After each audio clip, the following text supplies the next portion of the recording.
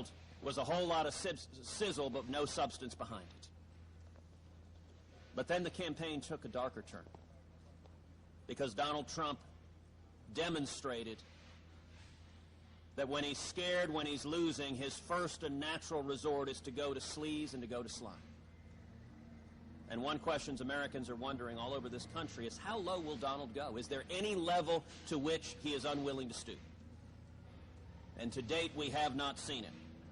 3 days ago, Donald Trump sent out a tweet threatening my wife, Heidi, attacking her directly. Now, Heidi has done nothing to Donald. We have done nothing to his family, and we will not. But Donald was unhappy with the news of the day, was unhappy with losing elections, was unhappy with his dangerous ignorance of foreign policy being revealed on the world stage. And so he decided to engage in a personal attack directed at my wife and directed at my family. The next day, the National Enquirer published a story. It is a story that quoted one source on the record, Roger Stone, Donald Trump's chief political advisor. Let me be clear, this National Enquirer story is garbage. It is complete and utter lies. It is a tabloid smear. And it is a smear that has come from Donald Trump and his henchmen. It is attacking my family. And what is striking is Donald's henchman, Roger Stone, had for months been foreshadowing that this attack was coming. It's not surprising that Donald Trump's tweet occurs the day before the attack comes out. And I would note that Mr. Stone is a man who has 50 years of dirty tricks behind him. He's a man for whom a term was coined for copulating with a rodent.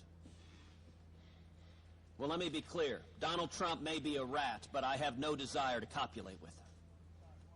And this garbage does not belong in politics.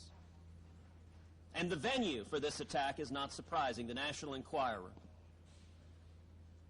The CEO of the National Enquirer is an individual named David Pecker.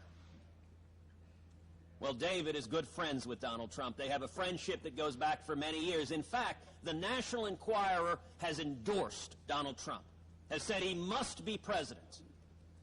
And so Donald, when he's losing, when he's scared, when Republicans are uniting against him, decides to peddle sleaze and slime. You know, Donald is fond of giving people nicknames. With this pattern, he should not be surprised to see people calling him Sleazy Donald, because that is his first and last resort, is to go to sleaze and ignore the truth. This has no business in politics. This doesn't belong.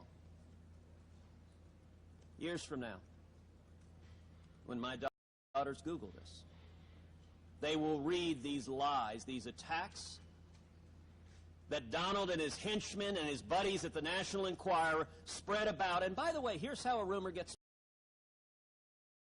spread. They get their henchmen to put it out on the internet,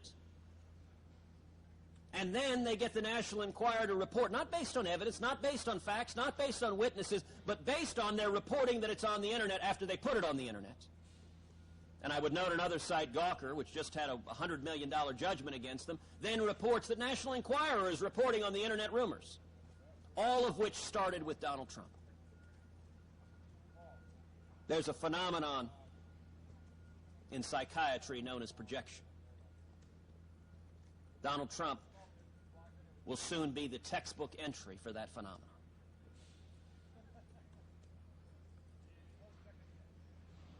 And a question that the people of America are going to have to answer is, how low will Donald go? And is this behavior, these attacks, directed? He's directed these attacks at others. He's directed these attacks at Megyn Kelly. He's directed these attacks at Carly Fiorina. He's directed these attacks at Columba Bush, Jeb Bush's wife. Donald has demonstrated he's willing to attack anyone and everyone, and truth does not matter to him. He will lie and go to sleaze. Well, that sleaze has no place in politics. And I think the American people are fed up with it. Senator, how do you justify say, though, that you will or will not support Donald Trump if he becomes the nominee? You just blamed him for an extramarital affair. No, for lying about it, for inventing a tabloid smear that is completely untrue. So yes or no, will you vote for him? I will say this. I don't make a habit out of supporting people who attack my wife and attack my family. And Donald Trump is not going to be the Republican nominee. Donald Trump is not going to be the Republican nominee. We are going to beat him. Yes. People have criticized you and Donald Trump for being very childish, for just going back and forth. How's this presidential? Do you think it's childish? And why should people vote for you here in Wisconsin with this type of behavior? Sir, let's be clear. One person has been childish, Donald J. Trump. You both have been going back and forth. No, that is not true, sir. That is. is. I'm watching it every day. Both you guys are going back and forth with each other with this childish stuff.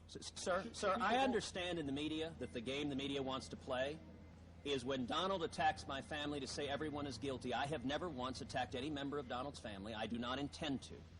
Indeed, when Donald sent a second tweet attacking my wife, I responded by saying, Donald, real men don't bully women.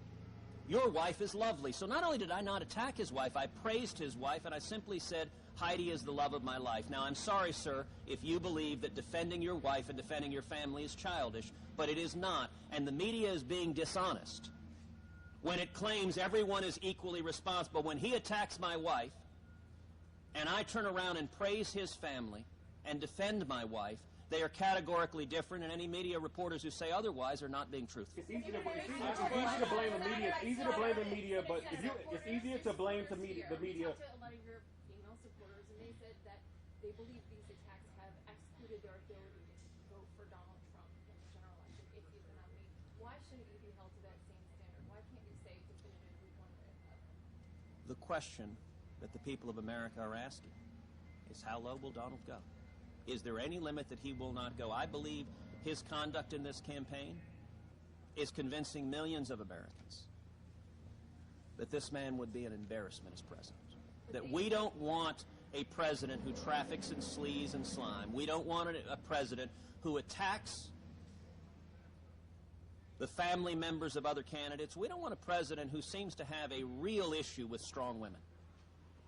He doesn't do well with strong women. Strong women threaten him, and he lashes out. And we don't want a president who, for 4 or 8 years, we pick up the newspaper every day and read about the latest disaster.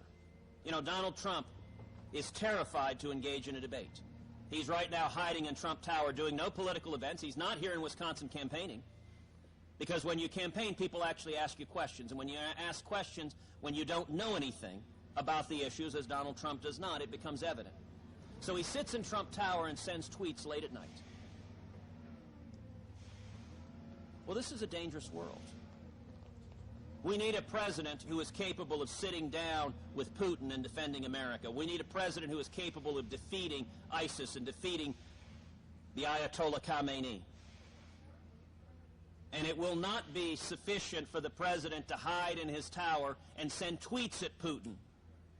Putin invaded another country, bad. That's not what we need from a president. We need a president who can and will lead. And I think the people of Wisconsin, the people all across this country, have had enough of dishonesty, of sleaze. The conduct of Donald Trump is unbefitting the President of the United States, and these stakes are serious. America is in crisis right now, and we need a leader who brings us together, who defends who we are as Americans, who defends our values, and who stands and fights for jobs. I would note, Donald Trump is not talking about jobs. He's not talking about bringing manufacturing jobs back to Wisconsin. He's not talking about raising wages. Instead, he's just tweeting attacks at women and family members when he feels threatened. We need a president who is fighting for the people of America and not battling his personal demons on Twitter. Thank you.